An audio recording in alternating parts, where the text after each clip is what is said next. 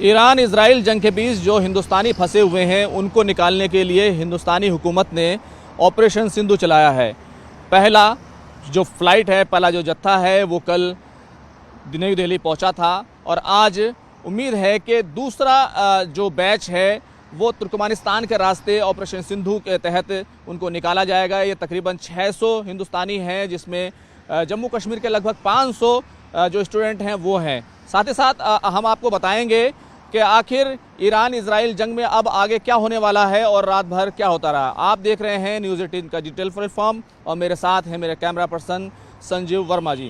तो सबसे पहले बात करते हैं हिंदुस्तानियों की। दरअसल ईरान में जिस तरीके की बमबारी इजराइल कर रहा है और कल जिस तरीके से हमले किए गए दोनों तरफ से, उसने इस कॉन्फ्लिक्ट को, इस पूरी जंग को और ज़्यादा भड़का दिया है। एक तरफ ईरान की तरफ से जो मिसाइल हमले किए गए हैं, खासतौर से बैलिस्टिक और फतेह मिसाइल के जो हमले हैं, जो हाइपरसोनिक मिसाइल है वो आवाज़ से 15-17 गुना ज़्यादा तेज़ी के साथ हमला करती है। उससे बड़ा डैमेज जो है वो इजराइल के अंदर हो रहा है। और इजराइल का एक हॉस्पिटल है, वहाँ पर ईरान की मिसाइल गिरी थी। सरोका हॉस्पिटल ये मिलिट्री हॉस्पिटल है, हालांकि इजराइल ने पहले ही इस पूरे हॉस्पिटल को खाली करा लिया था, तो वहाँ पर नुकसान तो हुआ, बिल्डिंग्स को आग ज़रूर लग गई, लेकिन वहाँ पर बहुत ज़्यादा जानी नुकसान नहीं हुआ है। वैसे भी इजराइल के अंदर जो भी हॉस्पिटल्स हैं उनको अंडरग्राउंड भी उनके अंदर फैसिलिटी बनाई गई है, तो जो इलाज चल रहा था वो ज़्यादातर अंडरग्राउंड फैसिलिटी में चल रहा था, तो बहुत ज़्यादा नुकसान नहीं हुआ है। लेकिन दूसरी तरफ इजराइल ने जिस तरीके का हमला किया और ख़ास तौर से ईरान की जो न्यूक्लियर साइट्स हैं और उसके न्यूक्लियर से जुड़े हुए जो इंस्टॉलेशंस हैं उनको ख़ास तौर से निशाना बनाया है। अराक न्यूक्लियर रिएक्टर है, उसको निशाना बनाया गया है, ये तेहरान में है। और इसी से जुड़े हुए जो दूसरे इंस्टॉलेशंस हैं उनको पर भी जो है एयर स्ट्राइक की गई है। ख़ास बात यह है कि इजराइल के जो फाइटर जेट्स हैं वो बहुत निशाना लगाते हुए ईरान की जो न्यूक्लियर साइट्स हैं उनको ज़्यादा निशाना बना रहे हैं। और लेकिन दूसरी तरफ ईरान की तरफ से जो मिसाइल दागी गई हैं उसमें इजराइल का जो मिलिट्री कमांड सेंटर्स है जो तेल अवीव में है, उसका जो हेडक्वार्टर है उसको निशाना बनाया गया है। और वहाँ पर इसके अलावा जो है ईरान की मिसाइलें जो दूसरे इलाकों में गिरी हैं, खासतौर से शुमाली इजराइल जो है वहाँ पर जो हमले हैं ईरान की मिसाइलों के हुए हैं।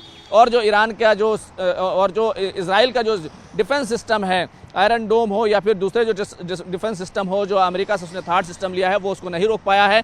तो इन पूरे कॉन्फ्लिक्ट के बीच जो हिंदुस्तानी जो फंसे हुए थे, ख़ासतौर से इससे पहले जो हमने उर्मिया के जो स्टूडेंट्स हैं वो वहाँ से निकाले गए थे। उर्मिया तेहरान से बहुत दूर है, लेकिन ये जो इलाके हैं, ख़ासतौर से तेहरान से बहुत सारे स्टूडेंट को हालांकि अब यहाँ से निकाल लिया गया है, लेकिन कुम का जो इलाका है वहाँ पर, कुम एक रिलीज शहर माना जाता है, वहाँ पर बहुत सारे जो स्टूडेंट्स हैं वो हिंदुस्तानी वहाँ पढ़ने गए थे। इसी के साथ साथ मशहद जो है वो एक बड़ा शहर है ईरान का, वहाँ पर जो हिंदुस्तानी फंसे हुए थे उनको वहाँ से इवैक्यूएट किया गया है। और तुर्कमेनिस्तान जो है ये तमाम स्टूडेंट पहुँच चुके हैं। 600 ये स्टूडेंट्स हैं जो तुर्कमेनिस्तान पहुँच चुके हैं, वहाँ उनकी फ़्लाइट लैंड हो चुकी है। अब वहाँ से हिंदुस्तान के लिए उनके लिए अरेंजमेंट किया जा रहा है और वो आज उम्मीद ये है कि आज वो हिंदुस्तान जो है नई दिल्ली पहुँच सकते हैं। तो उसमें ये जो स्टूडेंट हैं 600, इनमें 500 जो है वो कश्मीरी स्टूडेंट हैं। लेकिन अगर इस पूरे वॉरफेयर को देखें आप, इस पूरी जो घटना चल रही है ईरान में, जिस तरीके की जंग चल रही है, जिस तरीके के हालात हैं, क्योंकि दोनों ही मुल्क एक तरफ ईरान अपने बैलिस्टिक मिसाइल फायर कर रहा है, तो दूसरी तरफ इजराइल जो है वो एयर स्ट्राइक कर रहा है और एयर स्ट्राइक के ज़रिए बमबारी कर रहा है। लेकिन साथ ही साथ एक बड़ा घटनाक्रम इसमें साथ ही साथ आज और होने वाला है। एक तो अमेरिका के जो प्रेसिडेंट हैं डोनाल्ड ट्रंप, उन्होंने ये कहा है कि अमेरिका 2 हफ्तों तक जो है 2 हफ्ते के बाद फैसला करेगा कि वो इस जंग में कूदेगा या नहीं कूदेगा, क्योंकि अब तक अमेरिका की तरफ से जिस तरह के बयान आते रहे हैं उसमें उसने इजराइल का समर्थन किया है, उसकी हिमायत की है और ईरान को कहा है कि वो सरेंडर करे। खासतौर से अमेरिका ये चाहता है कि इजराइल भी ये चाहता है और अमेरिका भी ये चाहता है और जो दूसरे यूरोपियन कंट्रीज़ हैं वो भी ये चाहते हैं कि ईरान जो अपना न्यूक्लियर प्रोग्राम बंद कर दे। लेकिन ईरान का कहना यह है कि वो बिजली बनाना चाहता है, उसका जो सिविलियन इस्तेमाल के लिए उसका यूज़ करना चाहता है। तमाम जो देश हैं, लेकिन आज जो है यूरोपियन यूनियन के जो मुल्क हैं, जो बड़ी ताकतें हैं, फ्रांस हो, जर्मनी हो और इंग्लैंड हो, ब्रिटेन हो, इनके साथ जो है आज जो ईरान के फॉरेन मिनिस्टर है इराक़ची, उनकी जो है बैठक होने वाली है। तो इस पर काफ़ी सारा निर्भर करेगा, क्या कोई नई डील होगी, क्या यूरोप के लोग जो है ईरान की बात को समझेंगे और ये जो कन्फ्लिक्ट है इसको रोका जाएगा। लेकिन इस सब के बीच जो दबाव बनाने का जो खेल है वो ज़रूर जो है वो काफ़ी जो है होता जा रहा है और उसी का नतीजा है कि ये बैठक हो रही है। तो जिनेवा में ये बैठक होने वाली है, उसमें क्या कुछ निकल कर आता है उस पर जो है काफ़ी अहम होने वाली है बैठक।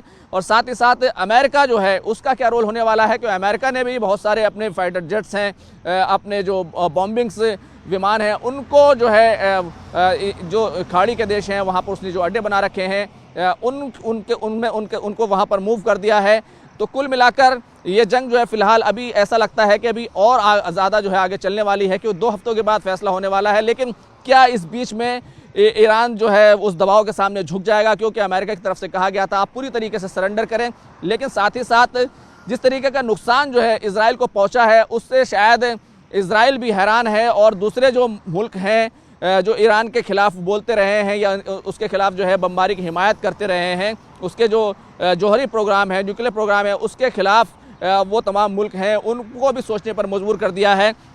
क्योंकि अगर जंग का दायरा बढ़ता है तो काफ़ी दायरा बढ़ सकता है। एक तरफ रूस है और चीन है, उन्होंने दोनों ने इजराइल के अटैक की निंदा की है, उसकी मुखालफत की है, उसका विरोध किया है। तो कुल मिलाकर अभी तक रशिया के साथ, रूस के साथ जो ईरान के ताल्लुकात हैं वो काफ़ी जो है इस पूरे मामले में अहम रोल अदा कर सकते हैं।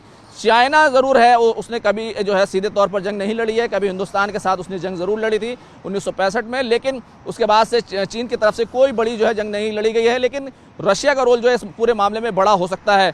तो कुल मिलाकर हिंदुस्तानी सरकार को जिस तरीके के हालात हैं उसमें साफ है कि ये जंग जो है अभी काफ़ी ज़्यादा दिनों तक चलने वाली है। खासतौर से जिस तरीके से अमेरिका ने कहा है कि 2 हफ्ते बाद वो ये तय करेगा कि वो जंग में जाएगा ईरान के खिलाफ या नहीं जाएगा। तो कुल मिलाकर जो है हिंदुस्तानी सरकार की तरफ से जो ऑपरेशन सिंधु चलाया जा रहा है उसके तहत लोगों को निकाला जा रहा है। और आज जो है जो दूसरा बैच है जो ईरान में फंसे हुए लोग हैं, खासतौर से स्टूडेंट हैं जो मेडिकल की पढ़ाई करने वहाँ पर गए थे, क्योंकि मेडिकल वहाँ पर सस्ता होता है, MBBS की पढ़ाई वहाँ पर सस्ती होती है। साल का लगभग 3.5 लाख रुपए के आसपास वहाँ पर खर्च आता है। तो ये इस पूरी स्थिति में जो है वहाँ से अपने लोगों को जो है हिंदुस्तानी हुकूमत निकाल रही है। तमाम इंटेलिजेंस इस पूरे मामले में जो है हिंदुस्तानी हुकूमत के पास है। तमाम तरह की जो कवायद हैं वो की जा रही हैं। तो आज जो 600 जो लोग हैं वो आज हिंदुस्तान जो है नई दिल्ली कभी भी जो है वो पहुँच सकते हैं। बस वहाँ से तुर्कमेनिस्तान से उड़ान भरने की बात है, सभी लोग वहाँ पर पहुँच चुके हैं। इसके बाद जो है वो तेहरान के जो इलाके से दूसरे लोगों को वहाँ से करके जो है वहाँ से हटाया गया है और दूसरी जगह पर ले जाया गया है ताकि सेफ जगह पर, क्योंकि जो बमबारी हो रही है वो इजराइल की तरफ से तेहरान में हो रही है, तो उनको भी निकालने की जो है उसके बाद तमाम चीज़ें जो शुरू की जाएंगी। लेकिन कुम और मशहद में जो लोग थे, जो स्टूडेंट थे, फिलहाल जो है उनको आज जो है दूसरे बैच के तौर पर आप देख सकते हैं उनको निकाला जा रहा है। कुल मिलाकर अभी 90 स्टूडेंट जो है जम्मू कश्मीर के वो पहले आ चुके हैं और इसमें 500 आएंगे। तो अभी उसके बाद भी जो है काफ़ी बड़ी तादाद, क्योंकि 1200-1300 के करीब जो है कश्मीरी हैं वो जो ईरान में पढ़ाई करने गए हुए थे वहाँ पर जो है वो फंसे हुए हैं। कुल मिलाकर जो लगभग 10,000 हिंदुस्तानी हैं वो ईरान में फंसे हुए हैं। कैमरामैन संजू वर्मा के साथ खुर्रम शहजाद, न्यूज़ 18 दिल्ली।